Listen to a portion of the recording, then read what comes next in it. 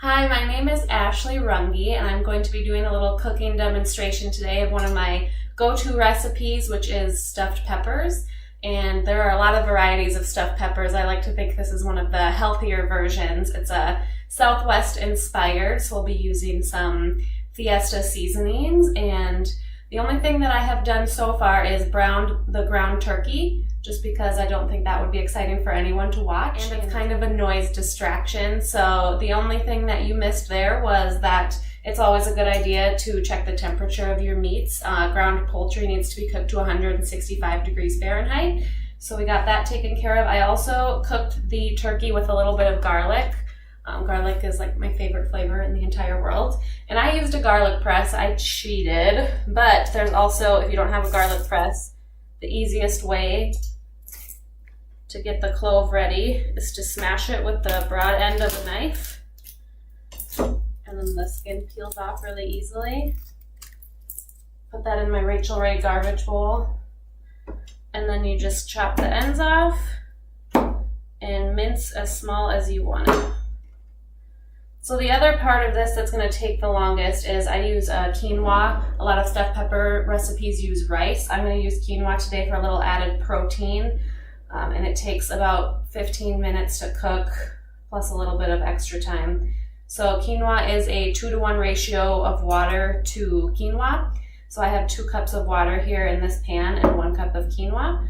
So you put it together, bring it to a boil, and then cover it and let it sit on low for 15 minutes. So I'm going to get this going and then we will get to the produce. So now that the meat is taken care of and the quinoa is cooking, we're going to get the peppers themselves ready. A lot of recipes show you to just cut the top off and kind of stuff the pepper and have it cooking sitting up. I personally like to cut mine in half because A, you can pile more of the filling on top, and B, I just don't quite trust these to cook right and stay standing up in the oven.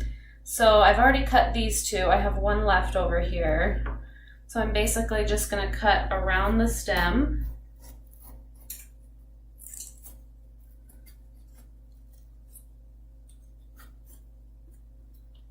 Pull that out. And then I'm going to cut it lengthwise. And then you're going to want to empty it out as much as possible to make room for what we're stuffing the pepper with. I think another thing I forgot to mention, I always like to cook the meat separately and then bring out all new equipment and get my hands washed just to avoid any potential cross-contamination. In this case, everything is going to be cooked anyways, but better safe than sorry. Okay, so I'm going to line these up in my pan over here. And then the other things we're adding, so we have the quinoa, we're going to add some black beans, some diced tomatoes. These have both been drained and rinsed to just get rid of any extra sodium that might be in there. We're going to add just some frozen corn, about half a bag. And I'm going to use an entire onion because I like the flavor. Just going to chop the ends off, remove the skin. And this one I'm not going to chop too fine because I like onions. I like having the bigger chunks, but you can kind of chop it to whatever texture you'd like.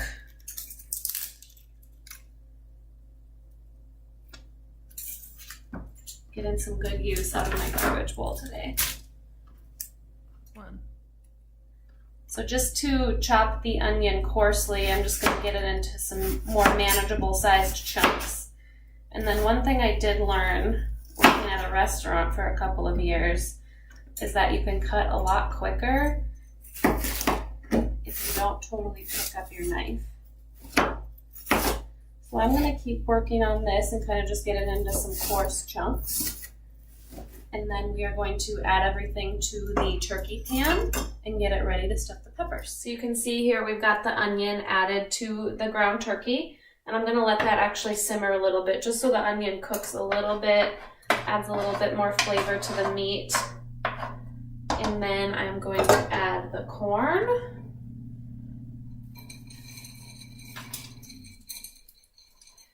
And as far as the recipe goes, I kind of tend to eyeball these things just because I've made this so many times, but the handout recipe will actually have all of the specific ingredient amounts on there.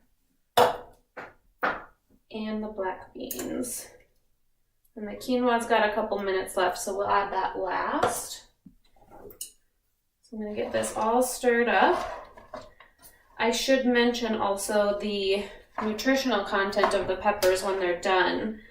So about half of a pepper, so one of these full, without considering any adding of cheese or anything, is around 170 calories, give or take, and also about 12 grams of protein.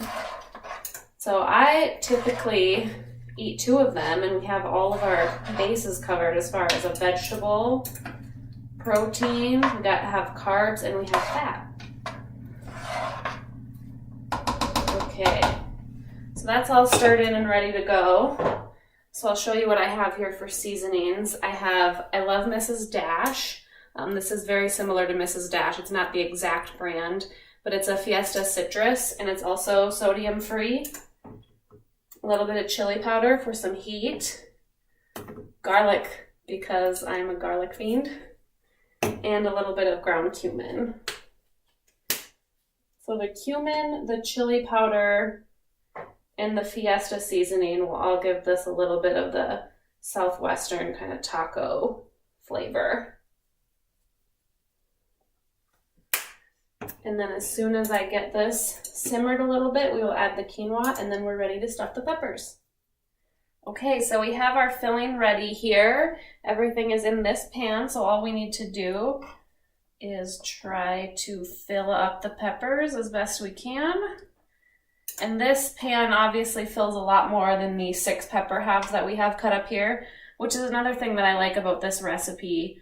I just save the leftover fillings and kind of eat them the next couple days as like kind of a burrito bowl.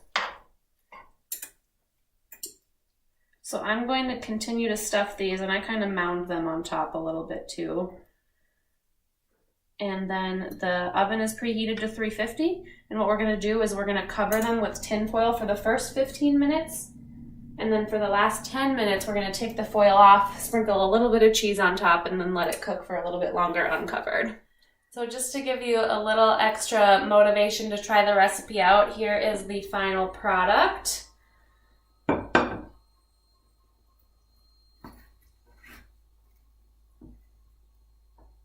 And I hope you enjoyed the video and learned something new and get a chance to try it for yourself.